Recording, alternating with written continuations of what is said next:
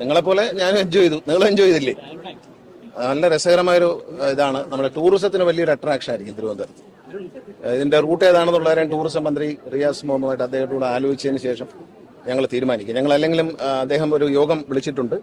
ടൂറിസവുമായി ബന്ധപ്പെട്ട് ബസ്സുകൾ ഓപ്പറേറ്റ് ചെയ്യുന്നതുമായിട്ട് ബന്ധപ്പെട്ട് ധാരാളം നല്ല അഭിപ്രായങ്ങളുണ്ട്. അപ്പോൾ അതനുസരിച്ചൊരു ചർച്ച ചെയ്തിട്ട് ഞങ്ങൾ തീരുമാനിക്കും. ഇതിന്റെ കാര്യത്തിൽ ഇത് ഉദ്ഘാടനം ചെയ്യുമ്പോഴേക്കും നമ്മൾ തീരുമാനം ടൂറിസം മന്ത്രിയായിട്ട് ആലോചിച്ചിട്ട് ഒരു ടൂറിസം അട്രാക്ഷനാണിത്. ശരിക്കും ഒരു തിരുവനന്തപുരം നഗരം കാണുന്നതിനുള്ള ഒരു നല്ല മനോഹരമായൊരു അത് വേറെ ട്രിപ്പായിട്ടായിരിക്കും. അല്ല റെഗുലർ ട്രാൻസ്പോർട്ട് സർവീസിന് ഇത് പറ്റില്ല. ഇതൊരു ആസ്വദിച്ച് അതിൻ്റെതായ ടൈം എടുത്ത് സ്ഥലങ്ങൾ കണ്ട് ശംഖുമുഖം തുടങ്ങി ഗൗഡിയാർ വരെ പോയി എല്ലാം ടൗൺ കിഴക്കേക്കോട്ട അങ്ങനെ കണ്ട് അങ്ങനെ പോകുന്ന ഒരു ട്രിപ്പിനാണ് നല്ലത്. നവകേരള ബസ്സും മോഡിഫൈ ചെയ്ത് വരാൻ പോവുകയാണ്.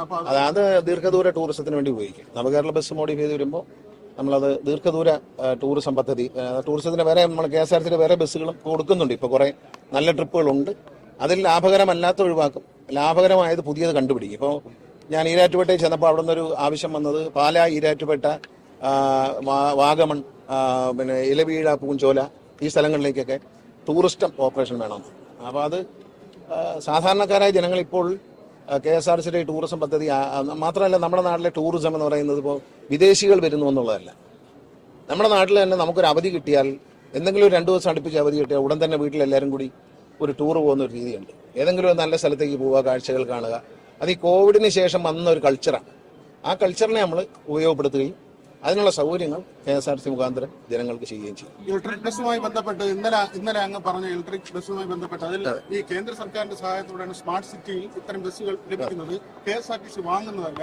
അപ്പൊ അതുകൊണ്ട് തന്നെ ആ പൈസക്ക് 4 ബസ്സുകൾ വാങ്ങാന്ന് പറഞ്ഞ പ്രായോഗികമല്ലാത്ത തരത്തിലുള്ള ചില ചർച്ചകൾ വെറുതെ പറയുന്നില്ലേ. ഞാൻ പറഞ്ഞ വില വെച്ച് നോക്കിയാൽ കറക്റ്റ്. നമ്മളിപ്പം ഫ്രീ ആയിട്ട് കിട്ടുന്നതാണെന്ന് പറഞ്ഞ് എടുത്ത് വെളിയിലിടാൻ പറ്റും. ശരി, അത് കിട്ടണ്ടേ? ഓടിക്കുന്നത് KSRTCയുമായി ചേർന്നല്ലേ സ്വിഫ്റ്റ് ഓടിക്കുന്നത്. അങ്ങനെ അവർ ഓടുമ്പോൾ ഞങ്ങൾ KSRTC ഓടിക്കൊണ്ടിരിക്കുന്ന നിലവിലുള്ള സിറ്റി സർവീസ് ബസ്സുകളുടെ കാശ് നഷ്ടപ്പെടില്ലേ? അതംഗീകരിക്കാൻ പറ്റില്ല. പ്രൈവറ്റ് ബസ്സിന്റെ കാശ് പോകുന്നില്ലേ, ഓട്ടോറിക്ഷക്കാർ കാശ് പോകുന്നില്ലേ? അത് ഓസിന് കിട്ടുകയെന്ന് പറഞ്ഞതിന് മുമ്പും ഇതുപോലെ ബസ് ഓസിന് കിട്ടിയിട്ടുണ്ട്. അതെല്ലാം കട്ടപ്പുറത്തിരിപ്പുണ്ട്. കാട് കയറിയ കിടക്കുന്ന ചില ഫോട്ടോകൾ നിങ്ങൾ കാണുന്നുണ്ട്. അതൊക്കെ ഫ്രീ ആയിട്ട് കിട്ടിയതാണെന്ന് വിചാരിച്ചിട്ട് നമ്മൾ എന്തും മിസ്യൂസ് ചെയ്യാൻ പാടില്ല. ജനങ്ങൾക്ക് ഉപകാരപ്രദമായി ആർക്കെങ്കിലും ഉപകാരപ്പെടണ്ടേ? 1 കോടിയുടെ ബസ് ഓടുമ്പോൾ ഒരു 10,000 രൂപയെങ്കിലും അതിൽ കിട്ടിയില്ലെങ്കിൽ നമുക്കതുകൊണ്ട് പ്രയോജനം എന്താണ്? നമ്മൾ ആരുടെ പണം, കേന്ദ്ര ഗവൺമെന്റ് ആവട്ടെ സംസ്ഥാന ഗവൺമെന്റ് ആരുടെ പൈസ ആവട്ടെ, ജനങ്ങളുടെ കാശല്ലേ. ഞാനും നിങ്ങളും ചായ കുടിക്കുമ്പോൾ കൊടുക്കുന്ന ടാക്സ് ആണെന്ന ചിന്ത എല്ലാവർക്കും വേണം. ന്യായം നിരത്തുന്നവർ ആദ്യം ചിന്തിക്കേണ്ടത്, ഞാനും നിങ്ങളും ചായ കുടിക്കുമ്പോഴും പാലിന് വരെ GST ഏർപ്പെടുത്തിയിട്ടുണ്ട് കേന്ദ്ര സർക്കാർ.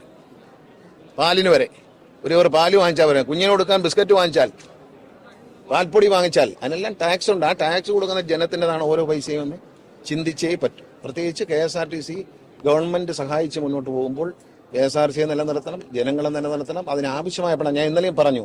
എന്തിനാണ് കൂടുതൽ പൈസ വേണമെന്ന് ഞാൻ പറയുന്നത് വെച്ചാൽ, KSRTCയിൽ പണം മിച്ചം പിടിച്ചാൽ മാത്രമേ ജീവനക്കാരൻ ലോൺ എടുത്ത പൈസ പോലും അടയ്ക്കുന്നില്ല. 500 കോടിയിലധികം രൂപ അല്ലേ, 500 കോടിയിലധികം രൂപ അടയ്ക്കാനുണ്ട്. അത് അവർക്ക് വേണ്ട. അവർക്ക് പിന്നെ പ്രോഡം ഫണ്ടിൽ ലോൺ എടുക്കാൻ പറ്റില്ല, കാരണം റെഗുലറാവുണ്ട് ഇത്. അപ്പം അതെല്ലാം അടച്ചു കൊടുക്കണം. ഡീസലിന്റെ ചെലവ് കുറയ്ക്കണം. കാരണം നമ്മൾ വണ്ടി ഓടിക്കുന്നു, ഡീസലുകാരന് പൈസ കൊടുക്കുന്നു, അല്ലാതെ ഈ ഡീസൽ കമ്പനിക്കേ ലാഭമുള്ളൂ. നമുക്കൊന്നും ഒരു ഗുണമില്ല. അങ്ങനെ പോയിട്ട് കാര്യമില്ല.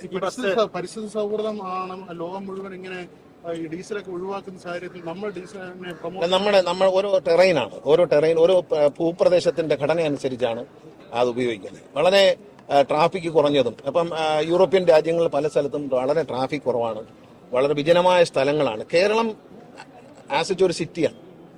നമ്മൾ ആളുകളെ കയറ്റുക എന്ന് പറഞ്ഞാൽ ഓരോ സ്ഥലത്തും ഡ്രൈവർ ചവിട്ടി നിർത്തി ഗിയർ മാറിയേ പോകാൻ പറ്റുള്ളൂ. ഒരു ബസ്സിൽ എത്ര പേര് കയറി? ഇപ്പോൾ ഇവിടെ നിന്ന് 100 കയറുന്ന ഒരു ബസ്സുമായിട്ട് എറണാകുളത്തേക്ക് പോകണം, ബാറ്ററി ബസ്സുമായിട്ട്. ഒരു 15 പേര് കൊല്ലത്തുനിന്ന് കൂടുതൽ കയറിയാൽ നമുക്ക് ചേർത്തല ചെല്ലുമ്പോൾ സംഗതി അവസാനിപ്പിക്കേണ്ടി വന്നിട്ടുണ്ട്. ഇത് ചരിത്രമാണ്. ഞാൻ ചുമ്മാ കുറ്റം പറയുന്നതല്ല, ഇത് ചരിത്രമാണ്. നടന്ന സംഭവം അല്ലേ പറയുന്നത്. ഞാൻ മുൻകാലങ്ങളിൽ നടന്ന സംഭവം പറയാം. ചേർത്തല ചെല്ലുമ്പോൾ വണ്ടി നിൽക്കും. കാരണം 15 നല്ല തടിയുള്ള ആൾക്കാർ, എന്നെ പോലെ തടിയുള്ള ആൾക്കാർ, നമ്മളൊക്കെ പോലുള്ള ആൾക്കാർ കയറിയാൽ അവിടെ നിൽക്കും. വെയിറ്റ് കൂടുതലല്ലേ? അപ്പൊ അതുകൊണ്ട് നമ്മൾ കേരളത്തിൽ ഡീസൽ വെഹിക്കിള് പൂർണ്ണമായി ഒഴിവാക്കി എല്ലാം ഇലക്ട്രിക്കിലേക്ക് പോകാൻ ഇന്ത്യ സന്നദ്ധമായിട്ടില്ല. ഇന്ത്യ പോലും സന്നദ്ധമായിട്ടില്ല. ഡബിൾ ഡക്കർ ഇതിനു മുമ്പ് ഓടിച്ചിട്ടുണ്ട്. പഴയ വണ്ടി, ഡീസൽ വലിയ വണ്ടി, അത് 2001 ഓടിച്ചിട്ടുണ്ട്. പക്ഷെ അതിനുശേഷം ബാറ്ററി വണ്ടി ആദ്യമായിട്ടാണല്ലോ ഇന്ത്യയിൽ തന്നെ. ഇത് 2ാമത്തെ സ്റ്റേറ്റിനാണ് ഇത് കിട്ടിയിരിക്കുന്നത്. വളരെ സന്തോഷമുണ്ട്. നമുക്ക് ഇതൊരു ടൂറിസം പർപ്പസിന് വേണ്ടി ഉപയോഗിച്ചുകൊണ്ട് തിരുവനന്തപുരത്തിന്റെ ഒരു കാഴ്ചയ്ക്ക് നമ്മൾ ഉപയോഗിക്കാം. ഇത് നമുക്ക് തിരുവനന്തപുരത്തിന് വേണ്ടി വന്ന വണ്ടിയാണ്. ഇനി എറണാകുളത്തേക്ക് വണ്ടി വരികയാണെങ്കിൽ നമ്മൾ അത് നോക്കാം. ഇവിടെയുള്ള വണ്ടി സ്പീക്കർ മണ്ഡലത്തിലേക്ക് തലശ്ശേരിയിൽ ഒരു ടൂറിസം പാക്കേജ് വാങ്ങാൻ വേണ്ടി ഇവിടെ അയക്കും. ഡീസൽ അങ്ങോട്ട് അയക്കും. തലശ്ശേരിക്ക് വിടാനാണ് ഉദ്ദേശിക്കുന്നത്. സ്പീക്കർ അത് അദ്ദേഹം ആവശ്യപ്പെട്ടിട്ടുണ്ട്. അദ്ദേഹത്തിന്റെ മണ്ഡലത്തിൽ ഈ ഒരു ടൂറിസം മേഖലയാണല്ലോ തലശ്ശേരി, മാഹി എന്നൊക്കെ പറയുന്ന തീരദേശ. അപ്പോൾ അവിടത്തേക്ക് ഒരു പരീക്ഷണാടിസ്ഥാനത്തിൽ കൊണ്ടുപോവുകയാണ്. വിജയിക്കുകയാണെങ്കിൽ അവിടെ വിജയകരമായി കൊണ്ടുപോകും. അതിനും ഇതുപോലെ തന്നെ ടൂറിസത്തിന് വേറെ ടിക്കറ്റ് ഫെയർ ആയി. ഇത് നഗരവികസന വകുപ്പുമായിട്ട് കൊണ്ടൊന്ന് ആലോചിച്ചിട്ട് അവരുടെ മിനിസ്റ്റേഴ്സിനെയും കൂടെ സൗകര്യം നോക്കി മുഖ്യമന്ത്രി ഡേറ്റ് കിട്ടുമെങ്കിൽ അദ്ദേഹത്തെ കൊണ്ട് ഉൾക്കാണ്. വേറെ ഒരു 10-20 വണ്ടിയും കൂടെ വന്നിട്ടുണ്ട്. എല്ലാം കൂടി ഒരു പാക്കേജ് ആയിട്ട് ചെയ്യാൻ പറ്റുമെന്നാണ് നോക്കുന്നത്. റേറ്റൊക്കെ 10, ഇതിന്റെ റേറ്റ് തീരുമാനിച്ചില്ല. അത് ടൂറിസം പർപ്പസിനാണ്. Double decker. മറ്റു വണ്ടികൾ 10 രൂപ ഇന്നലെ ഞാൻ പറഞ്ഞില്ല. 10 രൂപ പരിപാടിയില്ല. അല്ല, അത് മിനിസ്റ്റേഴ്സിന്റെ കൊണ്ട് ഡേറ്റ് മുഖ്യമന്ത്രിയുടെ അദ്ദേഹത്തിന് ആ സൗകര്യം ഉണ്ടെങ്കിൽ അദ്ദേഹത്തെ കൊണ്ട് തന്നെ ചെയ്യണം. അല്ലെങ്കിൽ ടൂറിസം മിനിസ്റ്ററെയും MP രാജേഷ് മിനിസ്റ്ററെയൊക്കെ പങ്കെടുപ്പിക്കണമെന്ന് ആഗ്രഹിക്കുക. അവരെല്ലാം കൂടെ പങ്കെടുപ്പിച്ചുകൊണ്ട് ചെയ്യണം. മേയറും ഇല്ല, അതൊന്നുമില്ല. അതൊന്നും പറഞ്ഞുണ്ടാക്കണ്ട. അവരെ ആവശ്യപ്പെട്ടിട്ടില്ലല്ലോ 10 രൂപ കൊടുത്തേ. നമുക്ക് ഇത് നിലനിൽക്കണ്ടേ, എന്ന് ഓടണ്ടേ, അതാലോചിച്ചാൽ മതി. നമ്മൾ ദീർഘവീക്ഷണത്തോടെ പോകണം. ഞാൻ പറഞ്ഞല്ലോ, പഴവങ്ങാടി കൂടെ പോകുമ്പോൾ ഒരു തേങ്ങ കിടപ്പുണ്ട്. അത് 2.5 തേങ്ങ എടുത്ത് ഞാനങ്ങ് അടിച്ചേച്ച് എന്നെ രക്ഷിച്ചോണേ ദൈവമേ എന്ന് പറയുന്നത് അങ്ങനല്ല. നമ്മൾ കാണിക്കേണ്ടുന്ന പൈസ നമ്മുടെ പോക്കറ്റിൽ നിന്ന് കഴിക്കണം.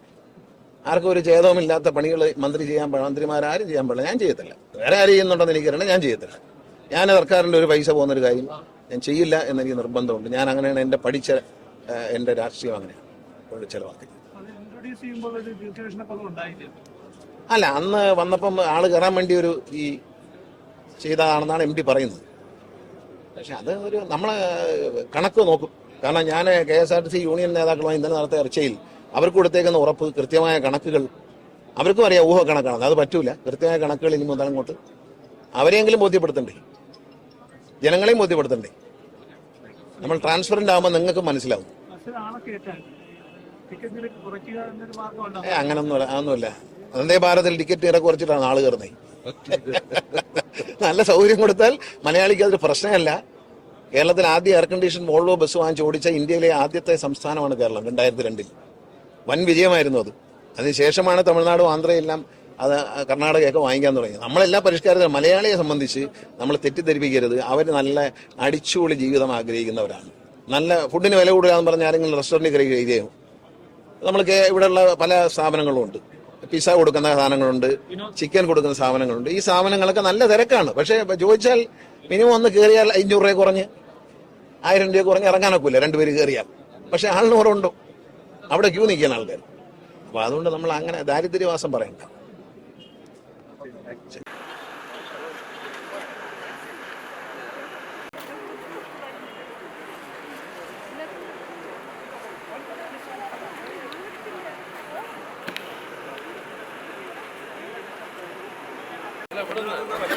അനീഷ്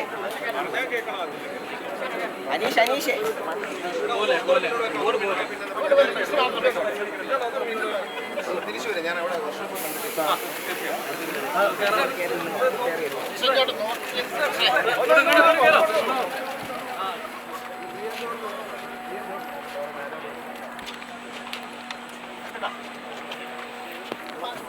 കമ്പനി 160 to 240 പറയുന്നുണ്ട്.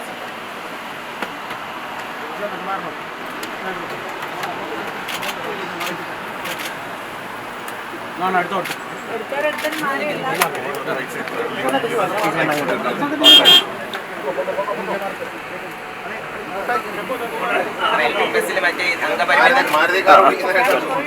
അംഗപരിമിതം എഴുതി വെച്ചിട്ടുണ്ട്. ഓക്കെ അല്ലേ? അന്ന് സാർ പറഞ്ഞു സ്ത്രീകൾ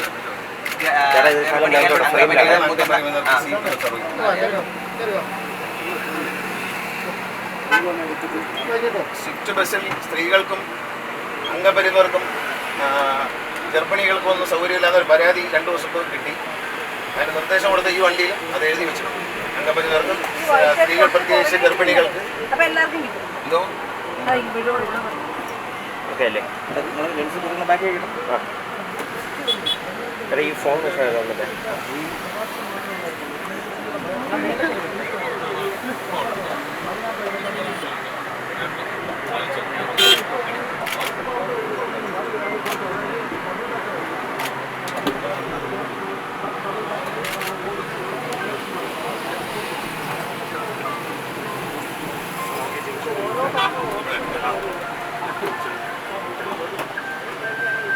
യാത്രക്കാർ സ്വിഫ്റ്റ് ബസ് ഓടിക്കുന്ന മന്ത്രി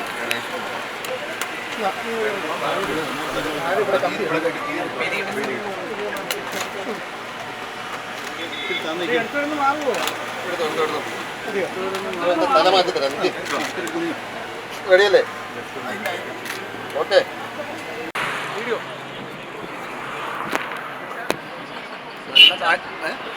നല്ല കാറ്റ് പിടിക്കുന്നുണ്ട്.